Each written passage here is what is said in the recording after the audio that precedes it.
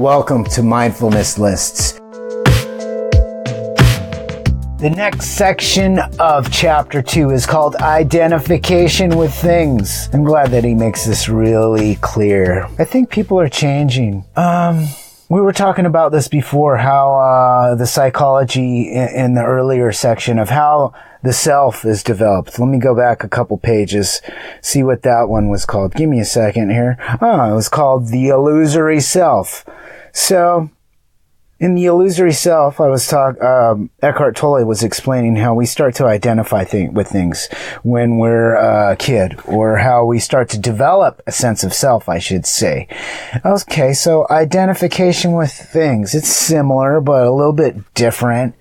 And I'm sure it's based kind of on what you do in your life, on what you identify with.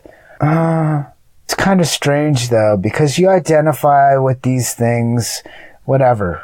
Let's say you're a college student. You identify with your degree, or let's say you're whatever, a weightlifter, or you're a ballerina, or any of these things that you identify with. And they're great things. It's great to have those experiences, just all the different things that we could do with our life. I am never bored. I've always got stuff to do. I never get bored. I do the same stuff all the time, which might seem boring, but I'm always happy with what I'm doing. Like when I'm doing guitar, I identify with that. But you have teachers, and if you don't like shooting yourself in the foot, then just do some reading and figure out, glean other people's knowledge, use other people's wisdom. I'd call it more wisdom. You read about stuff and people know stuff. I'd say, it's kind of strange because you'd think that knowledge would be something that to where knowledge, it's like knowledge is stuff that which there's things, well, I guess that is kind of a good thing. Knowledge. I guess maybe there's certain things that and like something that I used to say is that wisdom is applied knowledge. Some stuff, but you don't always apply it. Maybe, I don't know. I guess I don't need to split peas here. But sometimes like you'll meet really smart people, and common sense doesn't always parallel intelligence or IQ. There's some very smart people. I guess we probably all have our different expertises or different specialties. So back to the point, identification with things. Probably different for everybody. It might have to do with man, woman. We identify with different things. Ages, we identify with different things. Different countries, different types of things. All different types of things. Different jobs. Not too much to be said about that. Basically, though, what it is the same as the other part, a sense of self or identification with things is ego, basically. Ego is identification with form. So I think it's okay, though. I really think it's actually okay to identify with things, just as long as we stay aware of it.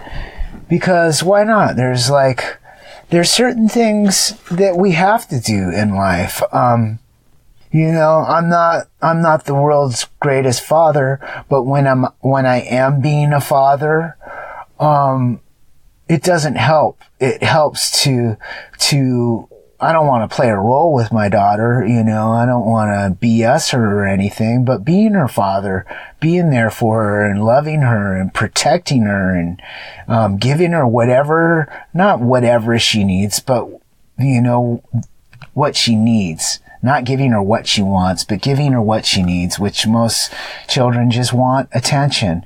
And, it's important to do that. And in other things, doing that and staying aware of it. When I'm at the restaurant, people don't want me to be a father. People don't want me to be a philosopher, all these different hats that we wear. So I think it's important to realize that there's all these things that we identify with, and, being okay with identifying with them, just being the awareness, but identifying with them. So, I'm identified. I co-own a house with my mom, and I'm a proud homeowner. Why not? That's okay. That's perfectly okay. There was a time when I didn't have one. Hopefully there's not a time when I lose it, but why not play these little different roles and just be aware, of the different things that we identify with. It's okay. I think balance, just a good balance of these things. So that, obviously, through direct experience, everybody has those experiences.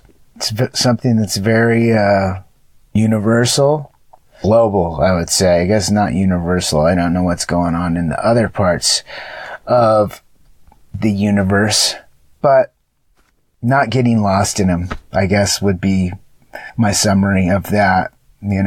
Identifying with it. It's okay. Don't get lost in it, though.